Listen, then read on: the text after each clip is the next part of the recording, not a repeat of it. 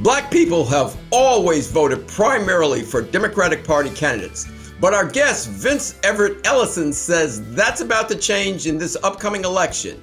We'll delve into that on this episode of United Patriots Uprising with Gary Binford. I'm your host, Gary Binford. Thanks for joining us. This podcast can be found at radioinfluence.com or wherever you get your favorite podcasts. The video versions you can get at Rumble, YouTube, and Conservative Television of America.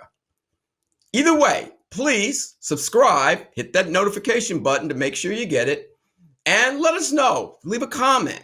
Give a couple comments. Let us know what you think. Give it a like click if you like it, because it helps others find the show. And we're really loaded up. Coming up the next few weeks, you're going to be seeing Naomi Wolf. You're going to be seeing Alex Newman. You're going to be seeing Kevin Sorbo, looking to bring you the best of conservative guests. So hope you'll continue to take this ride with us.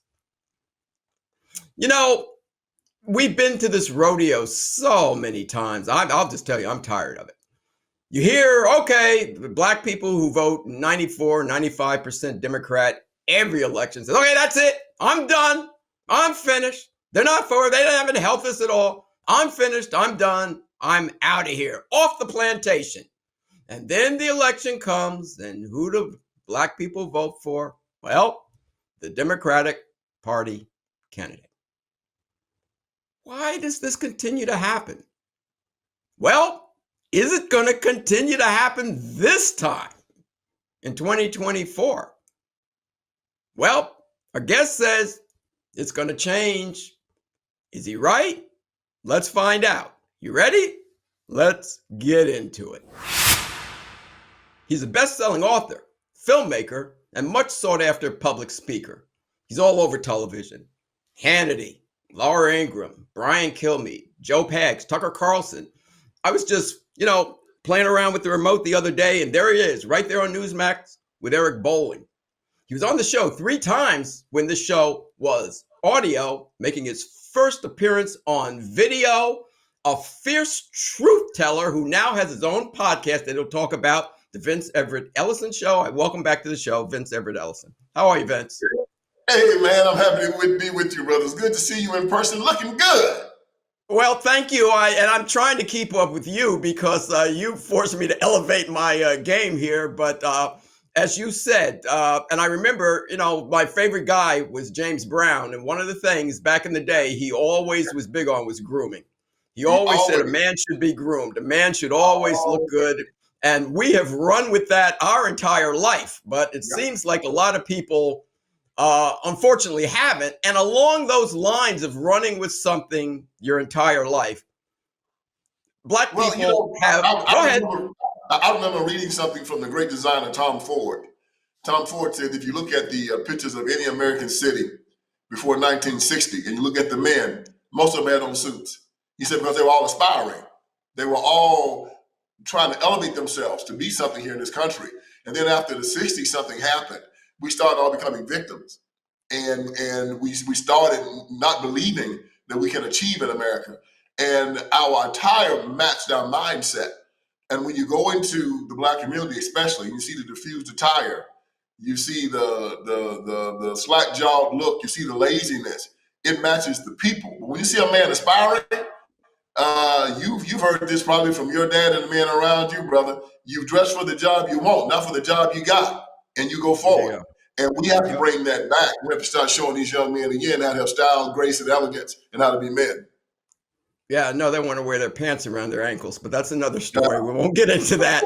But here's the thing. Along the same lines, ever since I've been on the face of this earth, the majority of black people have always voted for Democrats. Now they understand, they should understand, just like everybody else, that the leftists, Marxists, communists, socialists, they're trying to overthrow the Constitution, get God out of the country, get Jesus out of the country.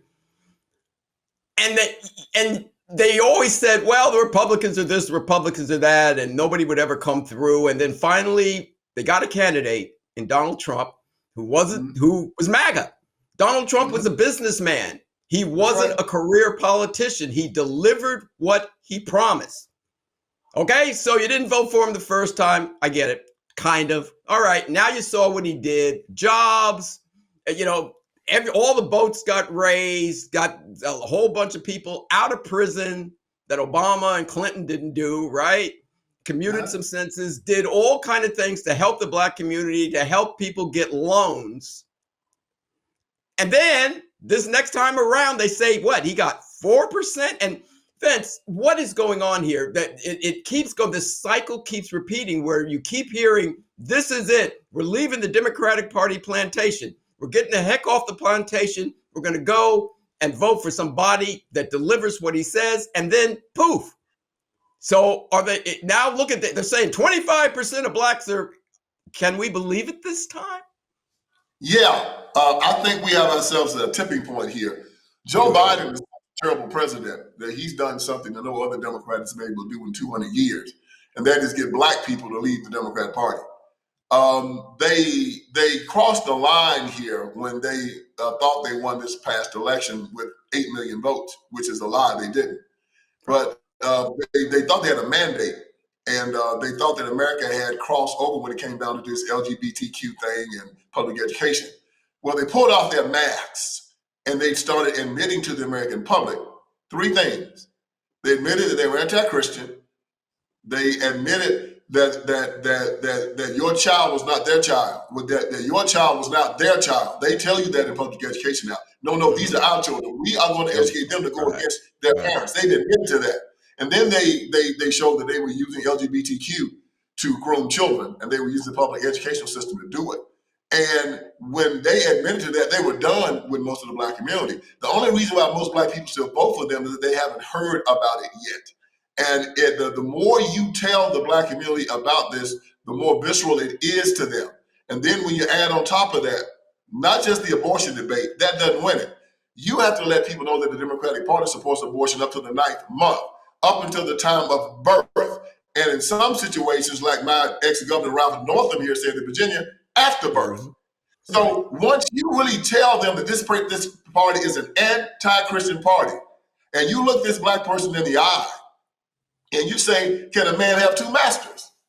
They'll have to say no. He'll love one and hate the other. Then you ask the question, who's your master? Because our Jesus Christ in our Bible says that I lay before you blessings and curses, life and death. Choose life. It says I made them male and female. He didn't put no other gender in there. He said, I made them that way, and what I make is perfect.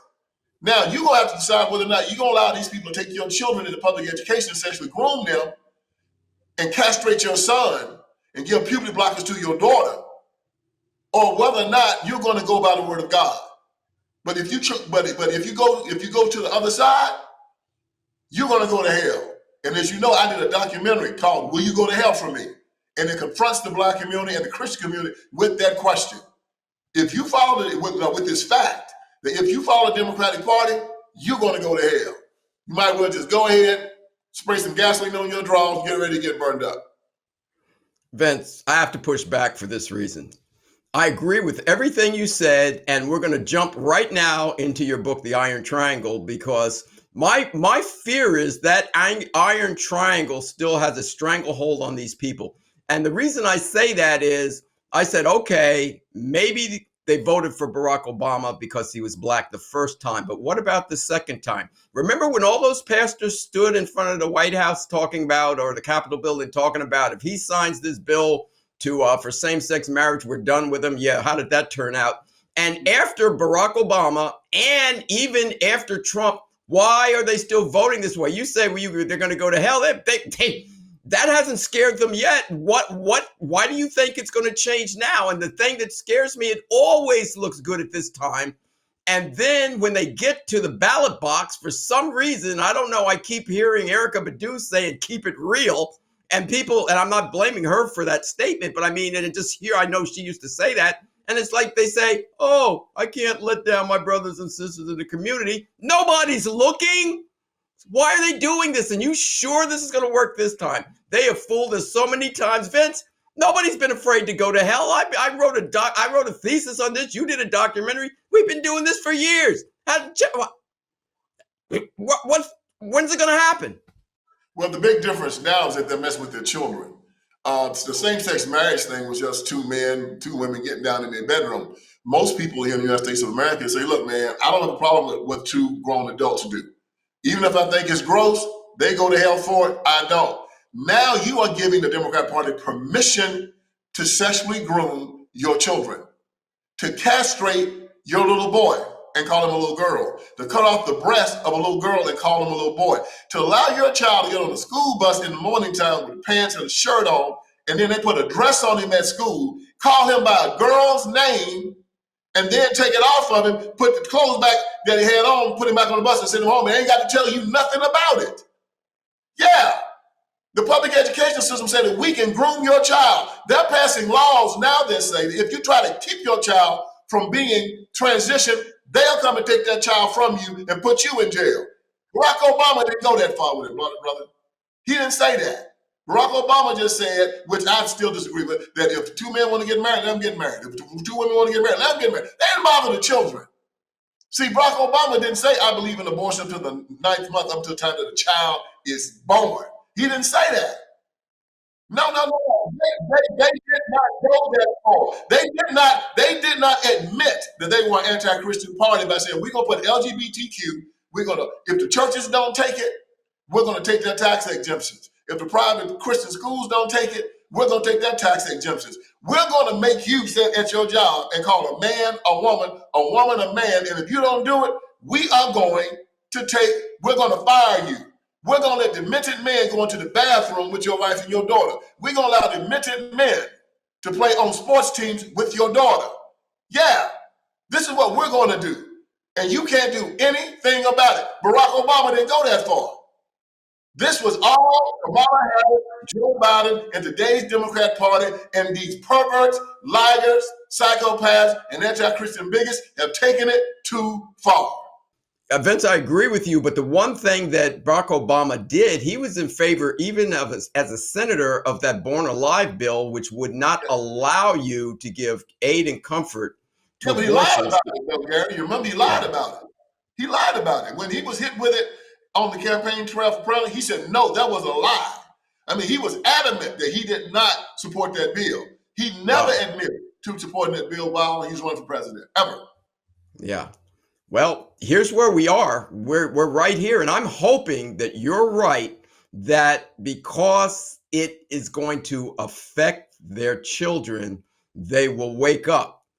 But I keep hearing this from people that understand this, and they say, well, what do you want me to do? Vote for Trump? Well, let me he's a racist. I'm going to tell you what gives me a lot of optimism. I was invited to speak at a church called World Overcomers Church in Memphis, Tennessee. It has a 12.5 thousand member congregation, one of the biggest black congregations in America, the biggest in Memphis. The pastor, his name is Alton Williams. He's a conservative, true blue black conservative. He told me to come and speak, and he told me to call the Democratic Party by name. I said, I'll be there. I came there and I said the Democratic Party is the evilest organization in the history of the world, and the whole church stood up and clapped. I got 5 standing ovations. I got a standing ovation when I left, and I could barely get out of the church with people thanking me because they had seen my documentary, they had read my books, and the ones that hadn't listened to my speech. And I spoke on this one issue. I said, can you have 2 masters? And I said, who is your master? And when they said Jesus, I said, you have to do what he says. This is an easy sell. And there are people like me, people like you, people like Black Sit, and people like Candace. We're out there and we're doing it every day. We're not going through the GOP anymore. We're not asking their permission. We have gone around them. We're using social media to connect with our people, and it's connecting. I hear you. Now, this gets us to the crux of the problem. The crux of the problem goes back to one of your best-selling books, The Iron Triangle, where you talk about the 3 major factions that have kept blacks on the Democratic Party plantation. And as you explain who the 3 are, because a lot of people don't understand this, please remember what the Bible says about itching ears. If your ears are itching, you will hear and go to a church or go to civic leaders or go to community activists who are saying what you want to hear. So tell them about the Iron Triangle. Yeah, man, I was working in a prison for 5 years, and I saw these young black men being locked up in the 1990s from the Clinton-Biden crime bill. I mean, they were locking young black men up. In the 80s in South Carolina, we had 3 prisons. By the end of the 90s, we had over 30. And I started asking the black intelligentsia why all these young men were being locked up, because I thought we were overcome, right? This is, 30 years after the Civil Rights Movement. And they gave me the old refrain, evil rich white Republicans are locking up these young black men because they hate them. And I was just naive. I said, oh, really? So I resigned my post, went down to the ghettos and tried to start helping out some of these young black men. And I saw something pretty interesting. I saw no evil rich white Republicans anywhere. Matter of fact, you see a leprechaun before you saw one. Yeah. But what I did see was a bunch of black Democrats making money off of the chaos. And I call these guys the Iron Triangle. Most black preachers, most black politicians, and most black civil rights workers. And I found that they were conduits between rich white liberals and the Democrat Party. And the poor black folks in the Democrat Party. See, these rich white liberals, they're going to go down to the ghettos and get their hands dirty. Now, they're going to find some greasy preacher like Al Sharpton or Jesse Jackson or somebody like that and tell them to do it, and they pay them the money. They run their buses off, souls to the polls and the street money and the ballot harvesting and the intimidation, whatever it takes, or the a bottle of liquor and a pork chop sandwich. Their job is to make sure these black folks stay ignorant, afraid, and under the control of the Democrat Party through hook or by crook. And so I saw this machine working, and I wrote my first book about it, and I called these 3 entities the Iron Triangle. And Book Authority gave this book, number 61, on the greatest political books ever written in the history of the world.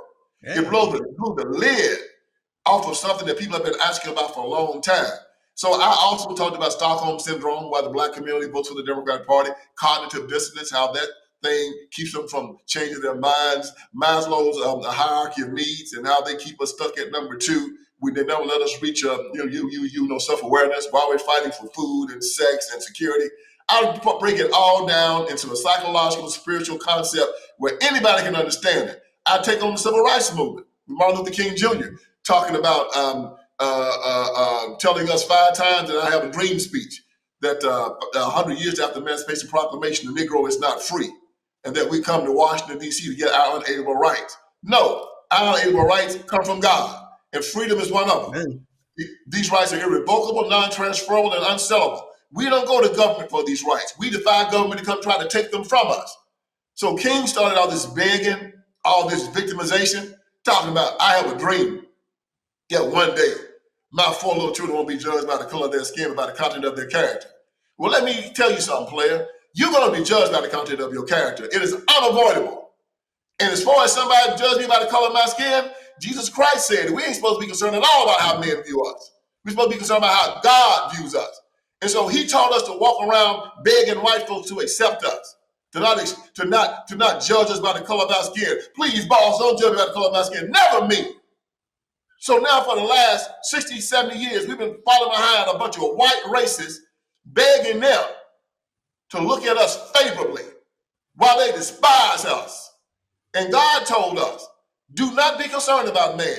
Be concerned about me. If they hate you, love them.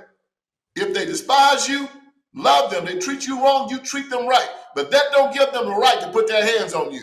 And like I said again, if you don't like the color of my skin, that's your problem. You put your hands on me, you're going to have another one. So what we need to do now is go back to this civil rights movement, turn this thing around, and we need to look at these jackleg, no good, apostate black preachers and drop them like a bad habit, get with the real church. It ain't no black church. It's the church of Jesus Christ. Jesus Christ. Doesn't matter the color of the preacher. And we need to go to true Christianity as opposed to this black liberation theology, all this victimization, all this lying. I'm an heir of Jesus Christ. I'm a child of God. I cannot be inferior to anyone, and I cannot be a victim to anyone. God is my father. And you think I'll be walking around here begging these people to crumb the fall from their table? And go to hell, man. Vince, you nailed that to the wall. Amen. And you nailed it. And here's the problem. Those people and those pastors, they're not saved. They're not born again. They don't belong to Christ. And that's why they're falling for this garbage. And here's my question.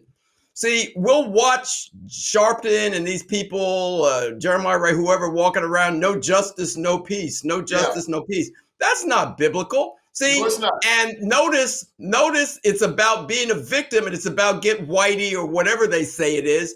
What happened to Jesus's forgive?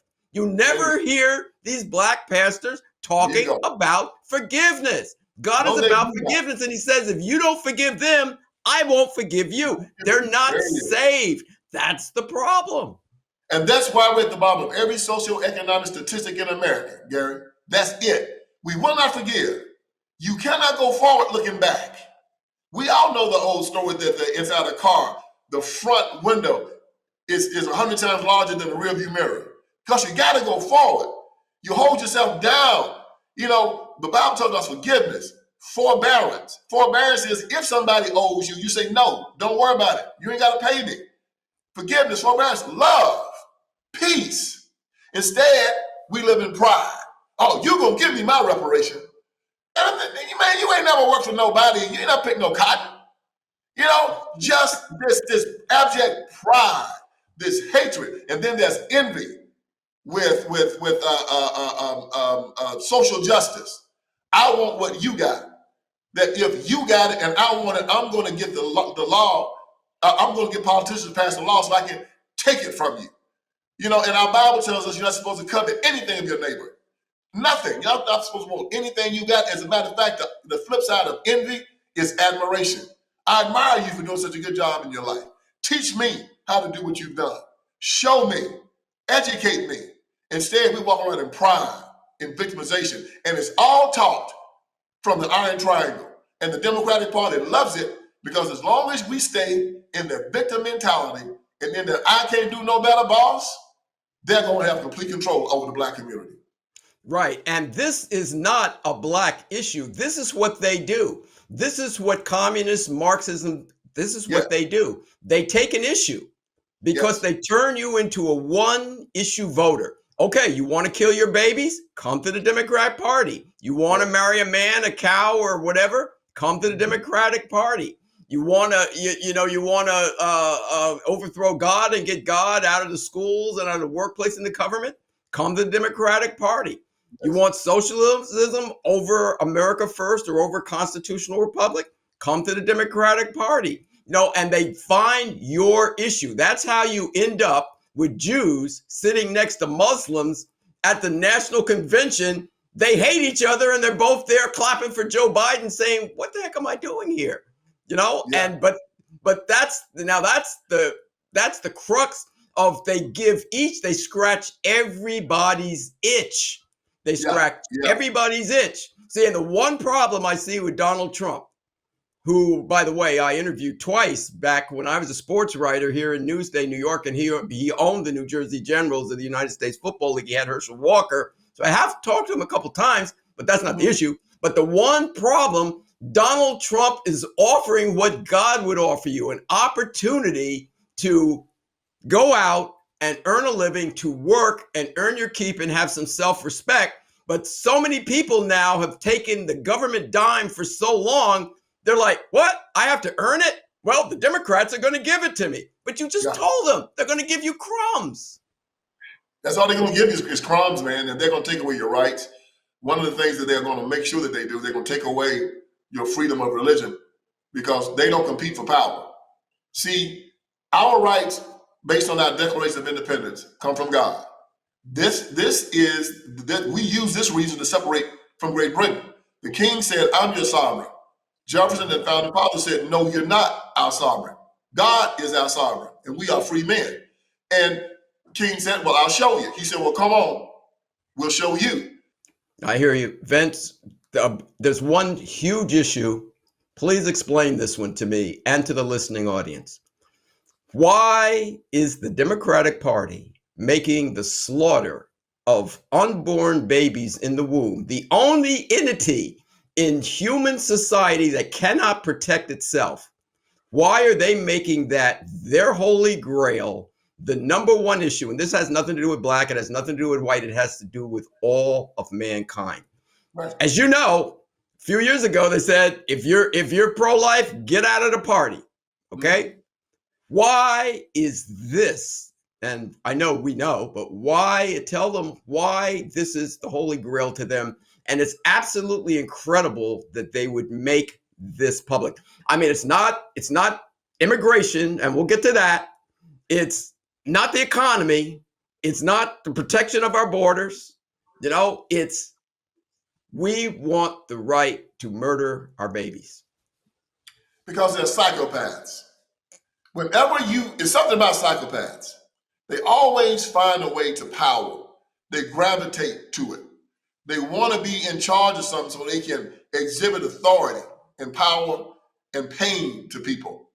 And whenever a psychopath gets power, he surrounds himself with more psychopaths. The Democratic Party has a business model where the most ruthless, the meanest, the cruelest, and the most psychotic people rise to the top.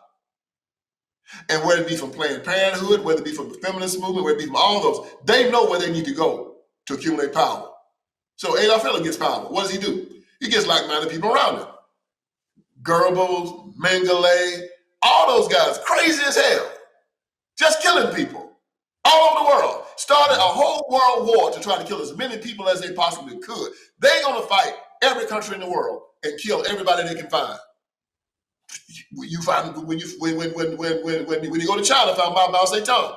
Mao just killing people, millions of his own people. Stalin, Lenin, yeah, killing people. They surround themselves. Stalin, when crazy Lenin took over, we got Stalin and Trotsky and the rest of those crazy communists just started killing people. Castro went down to Cuba. What he started doing? Che Guevara and him got a bunch of psychopaths killing people. Pol Pot, you name them. This is what they do. And this shows you they're crazy. They're psychotic. And these are madmen, but getting more madmen. And they're not going to stop until we make them. And we've seen them too many times. And we always try to explain them away. They are psychopaths. They don't see people. They see numbers. They get some type of joy, some type of pleasure out of death. They are sacrificing our children. Child sacrifices was talked about inside our Bible. Mm-hmm. They did it to Baal and Moab. They have to do it to their God. As I've said before, we need to start believing our Bible and understand that evil exists. The devil is real. And as James A. Garfield said, a brave man looks the devil in the eye and calls him a devil. I have called the Democratic Party a part of perverts, liars, psychopaths, and anti-Christian bigots. They were a part of slavery. They would rape their slaves and sell their children on auction blocks. They were a part of the Confederacy, killed 1 million Americans to try to keep their slaves and try to destroy the United States of America. Then they're part of Jim Crow, extra-constitutionalism, rape, murder, castrations, burning people alive, hangings, lynchings. That's what they did for 100 years. And you think they changed? They're a party of darkness, reaching out for the darkness. And they're not going to stop until we make her. Right. And I'll take it one step further with all the names you called them. You went as high as to darkness. They're evil. See, and because they're evil, this is what they do. And I've said this to Democratic people and even guests on the show who used to be Democrats, and they never considered the possibility. Let's show you how evil they are. They want power, yet they realize by abortion, they're killing off their babies. They're killing off their own voting base. Yes. Because if they let them live, they'd never lose an election. But they do it anyway. This is why they have to have the great replacement. They kill so many black people. They put so many in prison. They had so many murdered, drugs and AIDS, and now abortion. They're saying, man, we've killed off our own voting base. And now we can't win. So now what happens? When you have reapportionment every 10 years and they start voting and seeing what the census is going to be and deciding where the congressional districts are going to be, they found out that New York and California and Illinois have lost congressional districts over the past 20 years. So now what they do, they don't count citizens when they do the apportionment. They count bodies. So since Joe Biden has been there, they've let 8 million illegals in, and they spreading them all over. This is why they have these sanctuary cities. They want them to come to these cities so they can count them in the reapportionment, and this is how they get their congressional districts. See, they thinking long ball. They thinking long game here. And they're believing that one day these people are going to vote, but they know they're going to have children. And the children are born, and these children are American citizens. And they are definitely going to vote. So these Democrats are thinking a long game, and they're going to keep these people poor. They're going to keep them ignorant because they're going to have them where they can control them. They're going to give them a bad education. They're going to make sure they listen to hip-hop music where all they talk about is having sex and drinking and fighting and killing and doing drugs and all that kind of stuff. They're going to make sure they become an immoral base, but they're going to make sure they vote for the Democrat Party. And that's how they intend to keep the Congress in the future. And they are so serious about this. The Republicans told them, we will give you all the money you want for Ukraine, all the money you want for Taiwan, and all the money you want for Israel if you just seal that border. And they said, hell no. Let Ukraine, let Israel, and let Taiwan go down. But the great replacement is in full effect, and we are not going to interrupt it. And Vince, that was the one thing that I thought had a chance to get black people to see what's going on, because now they're losing jobs to these illegals. They're losing, the whole thing. The Democratic Party has cast them aside. These illegals that are coming in now, they're the darlings, right? Yes. And black people are saying, wait a minute, they're giving them free health care, they're giving them this, they're giving them that. I've been a citizen working. I thought you were supposed to be taking care of us. I'm hoping that will be part of what changes this. Well, you're right, Eric, that is. And this has just happened, as you know, recently. It's been a big deal, about 6 months. Now black people are waking up, to that. And it's going to be interesting because most black Democrats believe, like these black big city mayors in Chicago, inside of New York, and inside of LA, all of them are black. And they believe, these N-words going to vote for us no matter what we do. And I told them, and I told the black community this. I said, look, man, they can do you any kind of way because they know you're going to vote for them. The only way you're going to make them stop is they got to start seeing you voting the other way. And until you do that, don't complain to me. I tell them you deserve everything you get. I'm going to come down there with my camera because you guys want to talk about giving up your guns to the police. Think about this. You say the police are chasing you, mistreating you, killing you, and what's your solution to the problem? I'm going to turn around and get a cop my gun. Why don't you just be extrajudicious and blow your own damn brains out? I'm going to come down there with a camera and just watch the police beat you down because you've given up your right to defend yourself. And the only thing that gives up his right to defend itself is a pet and a slave. And I'm neither. So you are provided to allow these people to control you. They bought these illegals in. It's almost like you bring a hoe in your house in front of your wife and having her, eating her food and putting her feet up on the couch and everything, and you just sitting there watching. You deserve what you get. Vince, I hear you. Vince, my final question before I ask you to tell people how to reach you and anything you want to promote. How can the people that want to get their friends, their relatives, the people that they socialize with, or people in their church, what can a person that doesn't have a pen or a microphone or isn't visible, in a television or radio way, what can they do to help at least just get one person? Just flip one. What can they do to help people change their minds that are stuck on this plantation? We talk about the things we have in common. 85% of black people say they're Christian. 75% of white folks say they're Christian. Think about that, 85%. So 9 times out of 10, you walk up to a black person and say, are you a Christian? They'll say, yeah. You believe in Jesus Christ? Yes. And that's the conversation. That's where it starts. You take it to abortion. You take it to LGBTQ. You take it to God being kicked out of the public square. And then you say, because we've allowed this to happen, look at the condition of black people. I'm going to tell you the reason why we're at the bottom of everything. We turn from God and we turn to government, and God is not going to chase you. Jesus Christ told his disciples when he sent them out, he said, if you go into a land or a village that does not accept this message, don't chase them. Don't run after them. Shake the dust off your feet. And it'll be better for Solomon and Gomorrah than it will be in that land when I come back. So that's what we do, Gary. We go and ask them if they're Christian. They say yes. They say, you're a child of God. You're heir of Jesus Christ. Yes. Then why are you chasing these people? Why are you begging? Why are you saying you're a victim? Why are you talking about white supremacy and white privilege? Yeah, it's a privilege to be white, but it's also a privilege to be black. It's a privilege to be a Christian. It's a privilege to be an American. I got privilege. I was born with two good parents, a great family, born in America, born a Christian, and I'm not giving up one of my privileges for anyone. Grown men walk around here telling white folks that y'all gonna have to throw the game or give me a 20-point cushion because I can't play on the same court with you. And then they expect to be respected. You're not gonna be respected. You're respected when you walk on the court and tell me I spot you 10 points. And I'm still gonna beat you by 10. Let's go. That's what we are. I don't ask for respite from my enemy. I'm gonna make him beg a respite from me. This is how and this is when God looks at us and say, yeah, those are my people right there. Nobody's scared of you. I don't compete with you. I beat you. Straight up. That's why America is a meritocracy. And when you come into this country and you start begging for forbearance, and you start begging for respite, you lose. You go up to a Christian, look him in the eye, and say, now, is Jesus Christ your father? Yes. Are you his heir? Yes.